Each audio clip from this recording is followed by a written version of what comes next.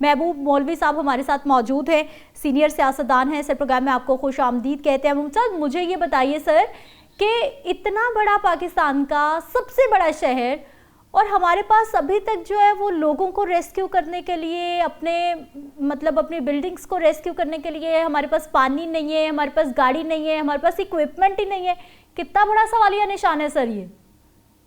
بسم اللہ الرحمن الرحیم۔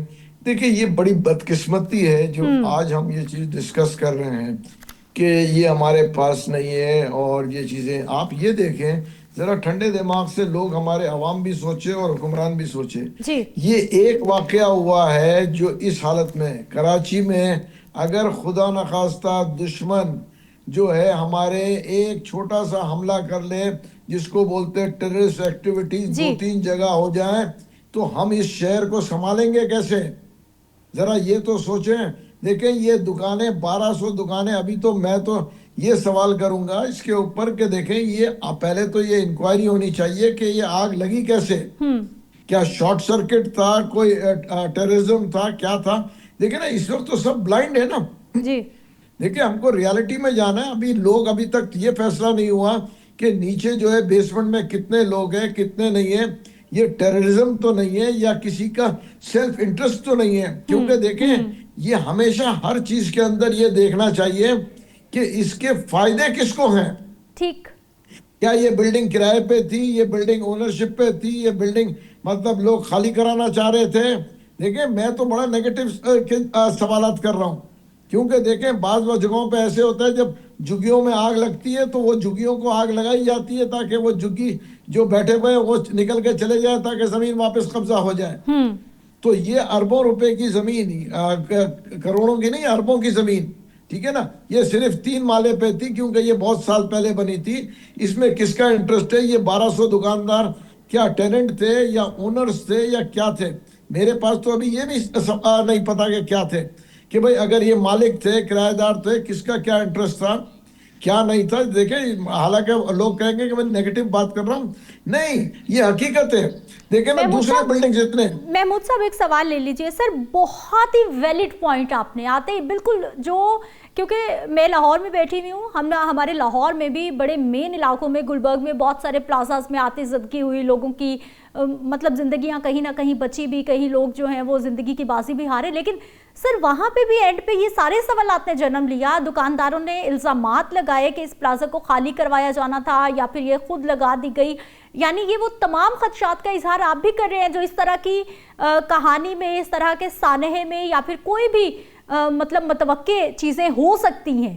یعنی اگر کسی نے بھی کیا یا کروایا یا کسی کا بھی انٹرسٹ تھا تو کیا سر ہم اخلاقی طور پر اتنے گر چکے ہیں کہ ہم نے اپنے بہن بھائیوں کا مسلمان ہوتے ہوئے ہم نے کسی کا خیال بھی نہیں کرنا چیزوں کے پیچھے؟ دیکھیں یہ لوگ ہمارے ملک میں ایسے بھی لوگ ہیں جو اتنے گر جاتے ہیں کہ آپ نے دیکھا ہوگا کچھ پیسوں کے لیے اپنے باپ کو قتل کر دیتے ہیں، اپنی ماں کو مار دیتے ہیں، ایسے کتنے واردات ہیں، بھائی بھائی کو مار رہا ہے۔ تو یہ بہت ضروری ہے کہ ہم اس کے اوپر انکوائری کریں، دیکھیں کہ اس کے اوپر سر انکوائری سے کیا ہوگا؟ آج تک انکوائری سے کچھ ہوا؟ ویسے میں نے تو آج تک جتنی دیکھی چیزیں انکوائری اگر میں آپ کو بتاؤں فیئر انکوائری ہوگی تو پتہ تو پڑے گا کہ دیکھیں کس کا کیا انٹرسٹ ہے۔ اور آج بھی میں آپ کو بتاؤں ابھی تک یہ فیصلہ نہیں ہوا کہ نیچے کتنے لوگ جو ہیں اس وقت بیسمنٹ میں پھنسے ہوئے ہیں، آیا کہ وہ زندہ ہیں، وہ سب ہیں کہ وہ زندہ ہوں، مگر کیا حالت ہے ان کی یہ کوئی بھی کچھ نہیں کہہ سکتا۔ اس کے بعد ان دکانداروں کو کیسے گورنمنٹ کمپنسیٹ کرے گی؟ مجھے یاد ہے کہ صدر کے اندر بوری بازار میں کئی سال پہلے، میرے خیال سے 2020 میں ہوا تھا، کوئی کچھ دکانیں تھی اس میں، تو میرے خیال سے 30 40 یا 50 یا 100 دکانیں تھی اس میں، تو لوگوں نے مل کے اس دکانوں کو بنایا، لوگوں نے وہاں پہ جمع کر کے چندہ کیا اور آج وہ جو ہے دکانیں پھر آباد ہو گئی ہیں۔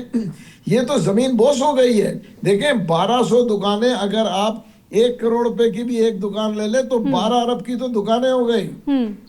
یہ پلاٹ کی قیمت جو ہے 25-30 ارب روپے ہیں، ٹھیک ہے نا۔ آپ یہ دیکھیں لوگوں کا مال کتنا گیا ہے، یہ اربوں کا گیم ہو گیا ہے۔ محمود صاحب لوگوں کا اربوں روپے کا نقصان ہوا ہے، اربوں روپے کا سر نقصان ہو گیا ہے، لیکن مجھے یہ سمجھ نہیں آ رہی کہ آج تک ہمیں بنیادی ضروریات کیوں نہیں مل رہی سر؟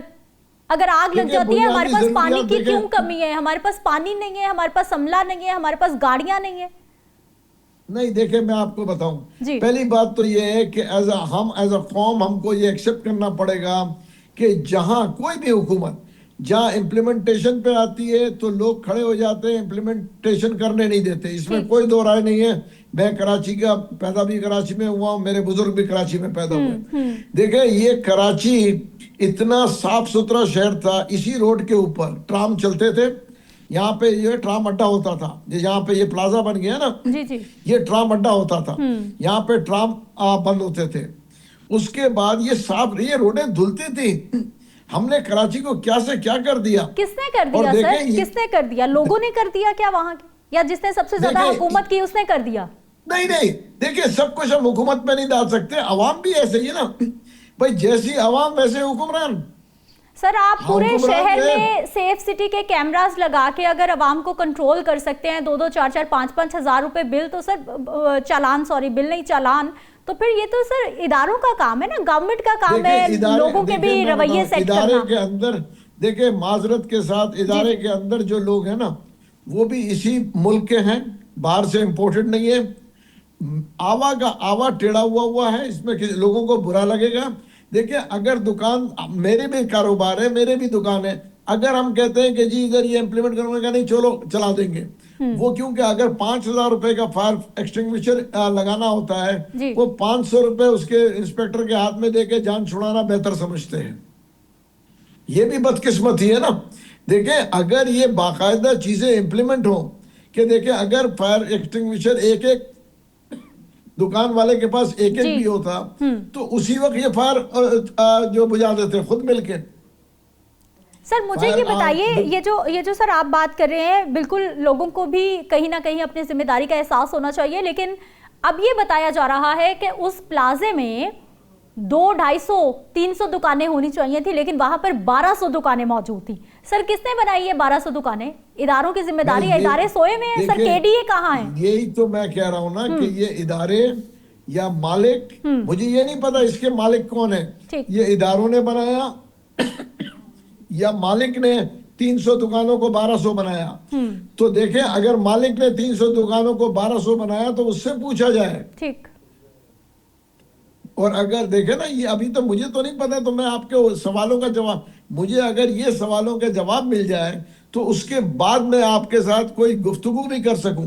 اس وقت تو مجھے صرف افسوس ہو رہا ہے ان خاندانوں پہ جو کہ جن کے حادثے ہوئے ہیں، جو شہید ہوئے ہیں، میں لفظ استعمال کروں گا، مجھے ان کے ساتھ ہمدردی ہے، اور ان لوگوں کے ساتھ بھی ہمدردی ہے جو تباہ ہو گئے راتوں رات۔ دیکھیں ہمارے یہاں انشورنس کا کانسیپٹ نہیں ہے، جی اگر ہر دکان انشورڈ ہو، یہ گورنمنٹ کی پالیسی ہو تو اس کو کوئی کمپنسیشن ملے۔